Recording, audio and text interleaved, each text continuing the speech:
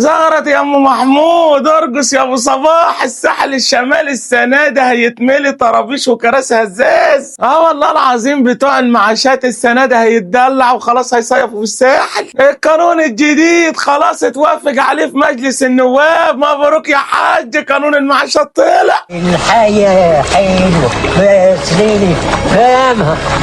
تعال بقى يا حبيبي او يا ابويا او يا سيدي، عشان فرق السن اشرح لك الخازوق هتاخده ملفوف لفه هدايا ازاي. لما يقبضوا المعاشات اما يحصل معاهم الاتي، يقولوا له مبروك معاشك نزل، يروح يوقف قدام مكنه الاي تي ام يلقى طابور عينه ما تجيبش اخره. يعني انا اعرف يبقى في مشكله في المعاش نفسه ماشي معروفه، لكن عندنا هين في مشكله كمان في مكن الاي تي ام، عدد المكن. يا خساره المكن اللي اتركن يا عمده، مش مهم نوقف طابور بس ناخد المعاش في الاخر. ربنا يجبر بخاطرك وتيجي اخر النهار توصل للمكنه، يلا بقى يا ستي يا مكنه طلعي لي الفلوس اللي هي اصلا فكه، تطلع الفيزا من المحفظه تدخلها في المكنه تقول لك عفوا لا يوجد اموال. اموال ايه يا حبيبتي؟ انا مش طالب قرض حسن، يعني المكنه بكرشها ده كله مش قادره تدفع لي 1500 جنيه بتاعت اليتيمه. تيجي تاني يوم بقى تقف في الطابور تاني معاك جزازه ميتك مناديلك سندوتشاتك، واقف في رحله المعاناه ما تعاني. زقه يمين كتف شمال توصل للمكنه تحط الفيزا والناس بصلك كلها في معاشك اليتيم.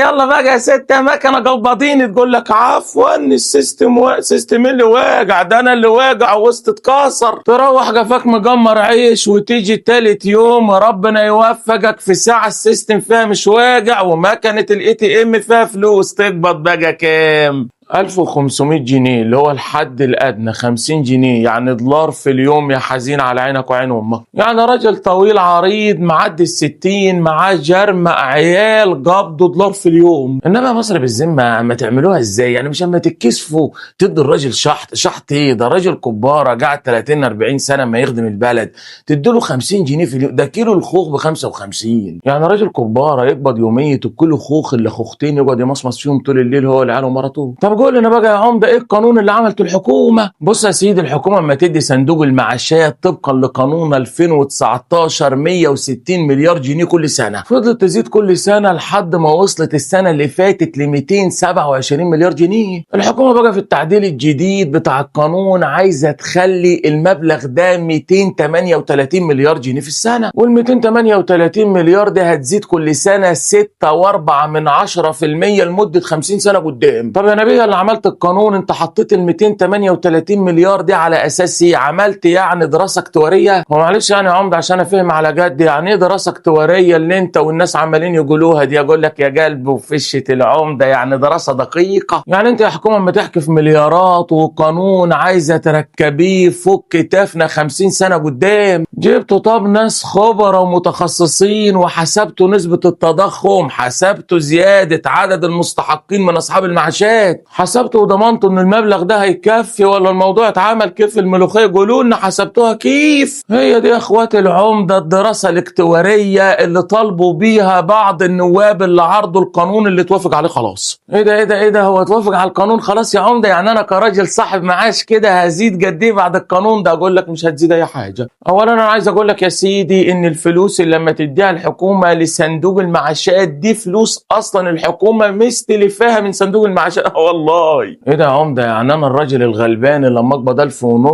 مسلف الحكومه اقول لك ايوه يا حزين؟ انت اما تقبض دولار في اليوم ومسلف الحكومه، والفلوس اللي لما تديها الحكومه لصندوق المعاشات دي اغلبها ديون عليها. ايوه يا عمده، طب والزياده بتاعت المعاش بتاعي هتنزل امتى؟ اقول لك وعليك خير يا سيدي، دي هتبقى في شهر يوليو، ودي الحد الاقصى بتاعها ما يبقى 15%. يعني الموظف اللي في الخدمه الحد الادنى للمرتب بتاعه 8000 جنيه، والراجل اللي لما يقبض معاش الحد الادنى بتاعه 1500 او 1700 جنيه. معلش انا مؤاخذه بس يا حكومه، عندي سؤال، هو انا لما اطلع على المعاش اكلتي بتقل بخس يعني اما اعمل دايت؟ بالعكس والله، ده انا اما ابقى فاضي وقاعد قدام التلفزيون عمال اتزغط، غير بقى المرض والعايه واللدوي عشان السن عقبال عندك وكده. باختصار شديد القانون اللي وافقتوا عليه ده معمول من غير دراسه ومن غير مختصين وقانون عشوائي، والزياده ال 15% 10% بتاعتكم دي ما تتناسبش مع نسبة التضخم ولا مع الوضع المعيشي اللي احنا فيه، واصحاب المعاشات كل يوم اما يعانوا. ادوا الناس دي حاجة، الناس دي هتتحاسبوا عليها يوم الحساب. اللي شال البلد في شبابه يستاهل البلد تشيله لما يعجز. ما ينفعش يا مسؤولين مصر الأصيلة تبقى ناكرة لجميل ولادها. ادوا الناس حقوقها، شيروا لهم وابعتوا لهم عشان يفوقوا ويحسوا.